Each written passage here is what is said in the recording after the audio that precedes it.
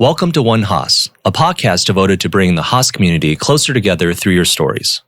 I'm your host, Sean Lee, and my mission is to help open our eyes to the network we never knew we had.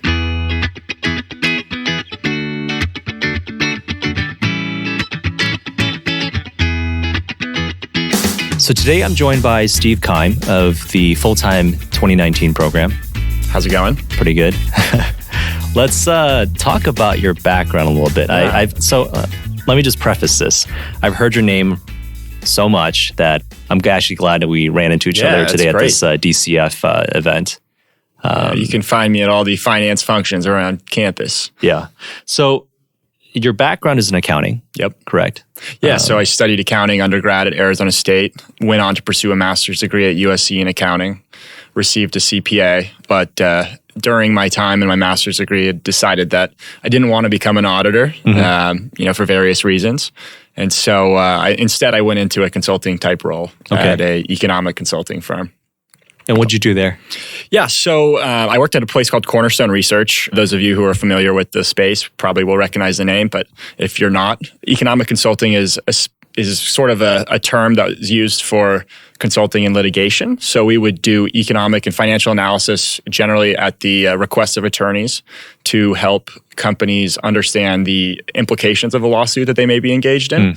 So, for instance, how much they could be on the hook to pay, sort of the liability. Other times we would craft arguments that would, try to help our clients better articulate how they got into the position that they're in, whether, it was their fault or maybe it wasn't. And so we would sort of do the non-legal analysis for generally securities litigation. So I see. And so accounting obviously helped out. Yeah. So for instance, I worked on a project where our client had purchased a company. And after acquiring this company, they discovered that the company had sort of, perhaps you could say, cooked its books. That's obviously a legal term. But anyways, they found that there were some overstated revenues. And so what we did is we looked at the revenue figures and tried to adjust them based on our understanding of what actually occurred and what the proper accounting was. And then using that analysis, we would then go back and revalue the company, saying, had our client known what this company was actually generating in terms of revenues, what would they have paid for the company? Right.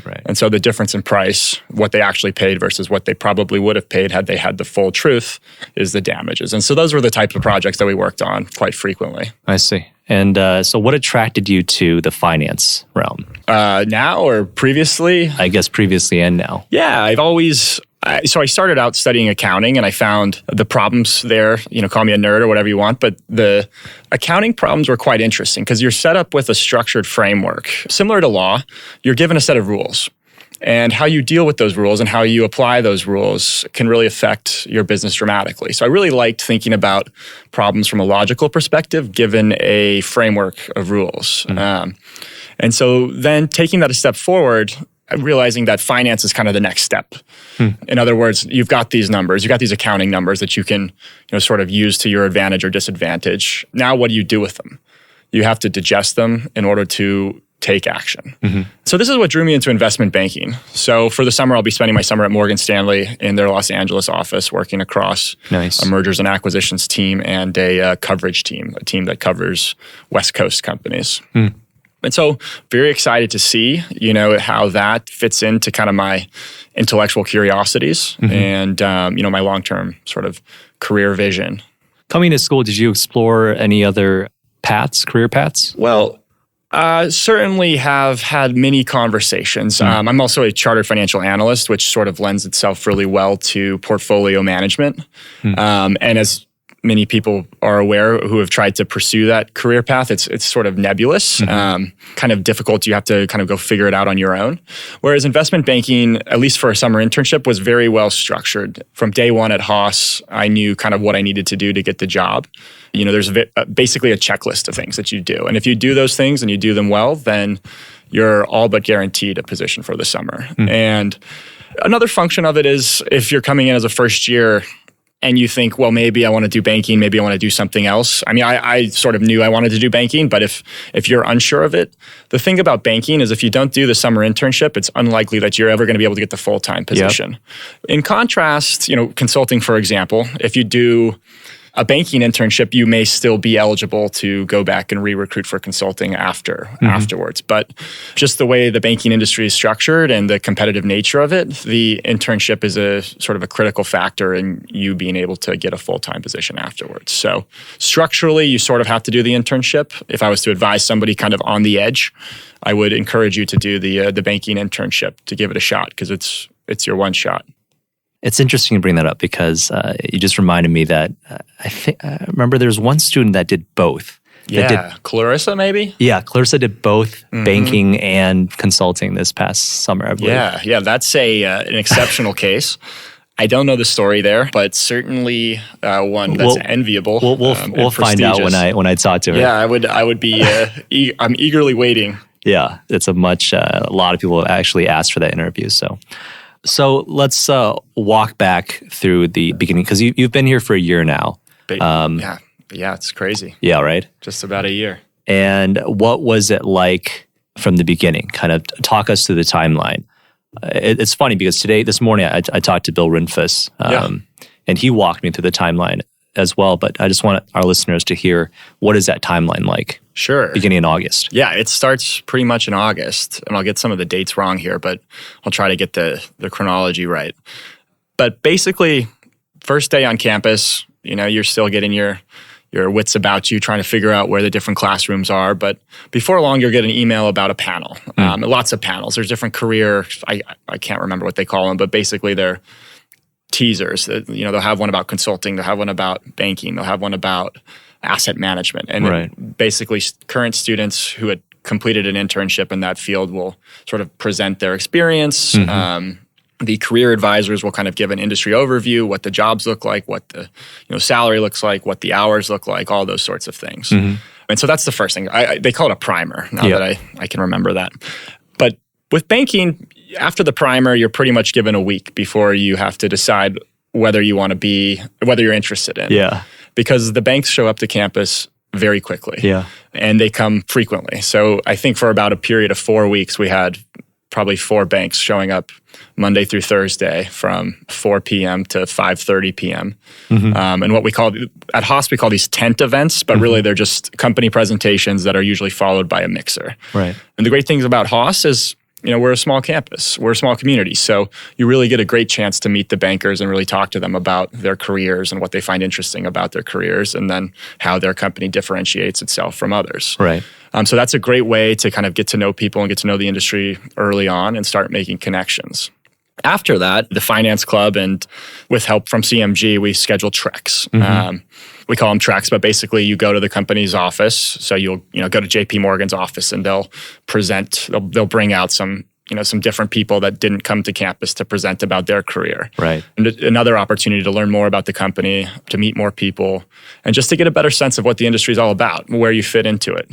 So if you're interested in tech, how do you get into JP Morgan's tech group? Or, if you're interested in debt, there's leverage finance groups, there's debt capital markets, there's different things like that. So you start to see a broader range of what the banks do and what their capabilities are. And then just sort of get an inside look about their culture. Now, after these treks kind of die down, and concurrently with these treks, most students will sort of conduct what we call coffee chats, which are informational interviews with bankers. And sometimes you've met these people at a trek, or you met them at the tent event, and you shoot them an email and say, hey, I'm so and so, I'm at Haas, I would love to learn more about your profession. And by and large, most bankers are very receptive to these calls, very eager to take Haas's calls. Right. So over the course of a month and a half or so, depending on how many banks you're interested in recruiting for, you should try to end up meeting with maybe anywhere from 2 to 5 people, perhaps more people from each bank. Different banks have different, sort of criteria. Some banks want to meet you more frequently. Other banks only want to get to know you, want to meet you once or twice. And then that's enough for them. From there, you apply via CMG's, the career portal, submitting your cover letter and your resume. Pretty straightforward. But the great thing about the application, which goes in kind of November, is typically you have a little bit of a sense about how you feel about the bank and how the bank feels about you. Sometimes banks will do kind of invite-only events where they'll select the candidates that they like, and they'll start sort of narrowing down the path, or narrowing down the pool, I should say, of available candidates. And so then in November, you've got about a month to prep for interviews, which occur in the beginning of the new year, right, the week prior to school starting. And that's generally plenty of time. I mean, most of the people recruiting for banking didn't go on any crazy treks over winter break. Yeah. But they did get very familiar with M&A models and accounting rules and, those sorts of things. So right. I would argue it's equally as fun, if not more fun than, taking a trek to Cuba with your classmates. But others might disagree with me on that point. But then you come back and you interview. And the interviews, they're fast and furious, but within a week or so, you've been invited to final round interviews, and probably after 2 or 3 weeks, you'll sort of know where you're going to be ending up over the summer. So for these on-campus interviews, the OCIs, when do you hear back after you apply in November? Yeah, so it's real quick. I don't recall the exact timeline, but it's within a week or a week and a half. Got it. Basically, the banks have a short window of time to get back to you. And moving back even a little bit more about the coffee chats, I know one of the things that I've read through, Breaking to Wall Street or any of these blogs, they say, make sure your story is consistent. Definitely. Because they do document and keep notes, the banks do, right? Yeah. Over these coffee chats. And so at what point were you kind of crafting your story or really practicing that portion of it? I mean, you have to start right away. Hopefully it's natural. Hopefully it's, the truth and it's pretty easy to do. But easy to come up with the material, always harder to structure it in a way that resonates. Fortunately, throughout this process, you've probably got over 100 touch points with bankers. And so if you're, sort of monitoring how they react to your story, some respond better to certain stories about, certain projects you worked on. Others sort of, brush you aside when you mention a certain part of your prior job. You sort of start to tweak it. And that's the beauty of it. By the time you're at the interview phase, you've got it down. You've talked to hundreds of people through the tent events, through the treks, through the, the coffee chats that you've done. You've talked to a lot of people. And so eventually you've honed it down. During that process, you kind of have to decide on what group you want to be in. Yeah. You can't wait until November to decide if you want to be a tech banker or if you want to be an M&A banker. That's tough because, you only have a few weeks to kind of figure out what it is that you want to do. So you figure that out and then you kind of pick and choose your coffee chats. Is that what you're saying? Yes and no. I mean, for me, I didn't know exactly what it was that I wanted to do within the bank. For me, I wanted to get a generalist experience, which is what I'm doing at Morgan Stanley this summer. But it was through these coffee chats that kind of helped me realize that. And so I would say, and I would advise people to sort of treat them cautiously. Initially, treat them as a fact-finding mission, trying to understand where you would best fit in within the bank and what's most interesting to you. And then as you hone it in, you have to sort of choose something. At what point are you making this decision? Well, they'll ask. And it's not always explicit, but if you talk to one person at a bank and then you tell their peer or their colleague that you want to do something else, that's sort of, they'll talk to each other. They'll see that, yeah. And a big point here is location. Unlike, consulting firms, which generally recruit nationwide and will put you in whatever office has need, banks aren't like that. Right. Each office has its own hiring needs. So for instance, if you wanted to work in Barclays LA versus Barclays Menlo Park, you better be very clear. Right. Because Barclays LA is doing something not very different, but different enough from the Menlo Park group that if you say, I'm interested in both, and you sort of, they're going to say, well, so what are you interested in? Are you interested in financial sponsors or are you interested in tech? Both investment banking, but within the investment banking world, fairly different. So you're quite unique in that you wanted to end up in LA. Yeah, LA has a lot of benefits. Great place to live. It's unique in that it's got a very diversified industrial base. I mean, Sean, you know that there's a lot of different things in LA, everything from entertainment to car parts to lights. But I guess my question is, how did the trek and the coffee chat experience go for you, for someone looking to be in LA in banking? So we did a trek to LA. The Finance Club, Diego Diaz and other folks organized a trek down there where we spent 2 days just visiting. We probably visited 8 to 10 different companies in a rapid fire manner. Not all were investment banks, but some asset management firms, investment advisors, so on and so forth. But doing that was great. It gave me an opportunity to kind of learn firsthand what some of the the different boutiques in LA are doing, for instance, Houlihan Lokey and Moelis. Both big banks which have headquarters or huge regional offices in LA.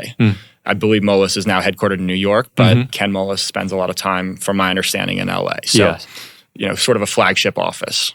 But other banks, so for instance, I mentioned Barclays, they're doing financial sponsors down there because there's so many private equity firms. Had you not visited, that office, you may not have been able to know that that was their specific focus. Makes sense. Great group, but so it's important to do that. What about the coffee chats? How did that work? Yeah, so it's a little harder because I wasn't in LA most of the time. I live in Berkeley during the school year anyways. So that I had a couple coffee chats in person when I was down there for the trek, and other times I was down there for other things throughout the semester. So when I was there and people were available, I would schedule an in-person coffee chat. When not available, and this was the vast majority of the quote-unquote coffee chats, I had them over the phone. So from what I'm reading, do they really break it down into industry groups and product groups? Yeah, especially on the West Coast where you've got smaller offices. So Barclays is a prime example, I think. Big tech group up here, financial sponsors group in LA. So meaning in LA, they're doing a lot of LBOs or working with private equity firms. Makes sense. Up here, it's tech. And I think they've got a LevFin team that sits up here as well.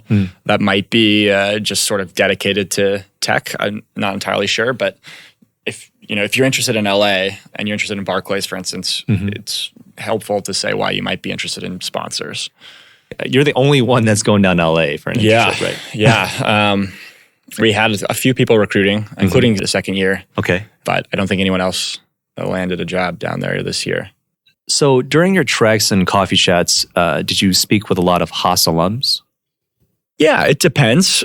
Usually the Haas alums were a great place to start your contact. Okay. So they're usually people that showed up to the tent events on campus, the presentations. And so therefore they were the first people that you would, receive business cards from. And then from that, usually what would happen is you talk to them and then you say, hey, this is really great. Are there other people at your firm or in your office that I should talk to? And they'll say, oh yeah, let me connect you to, XYZ person. So it's sort of, sometimes it's exponential, right? Because they'll refer you to 2 people and those people refer you to 2 more people. And then you end up talking to 10 or 15 people at the bank. Right. And eventually you're like, well, I've talked to everyone. Yeah. But yeah, so usually starts with a Haas person or whoever the recruiter is for Haas. Usually it's an associate that's assigned to the school. And then go from there. But Haasies are great throughout the process. It's always good to have somebody who's an ally. And I found that every Haasie I spoke to was always looking out for my best interest. Got it. And are these coffee chats similar to, like in consulting, they call it the airport test? I assume so. Yeah, I would have to assume so. Where they're just really kind of testing you for culture fit and... Yeah. Okay. They want to... Because they're not obviously not asking you any technical questions or... Well, that's not... They will sometimes... I don't remember being personally asked technical questions, but they will ask you, sort of what you think about the industry. Got it. Perhaps sometimes they'll ask you about different deals you're following. Yeah. They'll ask you, maybe they'll dig a little bit deeper into a point that you brought up about your prior career and how that's relevant to banking. I think one thing is if they think you may not have the technical chops, they'll ask you more technical questions. So, there's a minimum amount of accounting and finance skills that you need to sort of get the job. And they want to make sure that you've got that minimum. But then beyond that, they can teach you. So I think for me, I was fairly lucky in that I have, sort of the accounting background. So I don't think I was grilled as tough as I could have been because I've demonstrated through my CPA and CFA credentials that I've got some knowledge and the rest of which that they can hopefully teach me on the job. Makes sense. Well, when did you get your CFA? So I got my CFA while working at Cornerstone Research. Okay. So prior to starting, I did the CPA exams. And then while I was there, this was sort of really wide, sort of geared towards finance, is that I was working on a lot of capital markets projects, litigations related to IPOs and other sort of securities that were, publicly traded. And I found that the CFA material was really relevant to my job. And so I took level 1, thought it was a tough exam, but was fortunate enough to pass. And then I said, well, if I pass level 1, maybe I could try level 2. Level 2 was a lot harder, but I passed. And then I said, well, if I can pass level 2, there's no turning back now. I just have to finish it. Yeah. So I just gritted my teeth and went for it. Nice. And was lucky enough that my work experience at Cornerstone Research counted for the required 4 years of work experience that you need to, become a CFA charter holder. Yeah. So yeah, that was sort of a side gig that I had while working. That's cool. Well, I mean, it seems like you're one of the few people that I talked to that has a very clear idea of what you're going to get out of this MBA. Can you just, last question is, Can you share some of your experiences or just advice for incoming students? Yeah, definitely. I mean, the great thing about the MBA is it's going to expose you to so many things that you would not have thought even existed. And so I would encourage anyone that's coming to the MBA to use it as a way to broaden their horizons, especially if you have sort of a technical background and you're looking to kind of polish off the rest of your skill set. Don't be afraid of taking classes in things that you would never think would be important. So for instance, I took a public speaking class and I've taken some of the more soft skill classes instead of perhaps, the more hardcore finance classes. Right. Maybe I would be pegged as the type of person that would take the finance classes, but I found that the other sort of soft skill courses are areas that I had no exposure to previously. So I'm looking at the business school experience as a sort of a finishing school, if you will, a way to round off the edges that are sharp. The way to explore new things and to come into the next phase of my career with a little bit more of a diverse perspective on how business works. Thinking about how organizations run from a management side as opposed to just a financial side. Thinking about, how people react to certain things in meetings depending on how the meetings are structured. Right. So really trying to get that broad-based education. And this is definitely part of the reason why I chose Haas. We have a core curriculum, which is, sort of mandated on every student. You can test out of accounting and finance and economics, which I did, but you also sort of forced to, or I wouldn't say forced. Required. You're required. Yeah, you're able to. You're fortunate enough to take a really well-designed arc of curriculum that that looks beyond just the nuts and bolts of business. It's from leading people to ethics that I'm taking now. It's just it's a very well-prepared arc that gives you a pretty diverse exposure to business. It's something that I didn't see in my Master's of Accounting. It's something that you might not see in a Master's of Finance. Right. And so the business school experience may not, give you the deepest skills, certainly not at Haas perhaps, in contrast to, say, a PhD program. Right. But what it will do is it will help you think about things and look at the world through a different lens. And that's what I'm here for. And I'm here to, try new things. I, for instance, this semester I've worked with a startup, a single person startup. Oh, wow. A technical founder who's working on a biotechnology product. Wow. Very out of my wheelhouse, but also very interesting to see business at that state in its sort of development. Likely not where I spend my career, but also really great to see such a small part of a larger economy. Yeah. And so doing things like that, going to conferences, participating in case competitions, stock pitches. It's all these sort of things where you can fail without any consequences. I mean, there are consequences, but there aren't drastic. Right, it's just a way to learn. Yep. Even trying new management styles in meetings, whether it's with your cohort or your peers or for a group project. Just trying a different technique that maybe you hadn't tried at work because the consequences seemed higher. Right. Things like that. And, knowing that if it doesn't work, well, then you can try something else next time. Right. Just a really quick follow-up. You talked about case competitions. For people without a background in finance and looking to get into finance, what are some case competitions you would recommend? So I've only really participated in one. We're doing a stock pitch competition with a couple people in the investment club. When is that? It's through the Global School of Management. I believe it's Yale School of Management. Is that the one in London?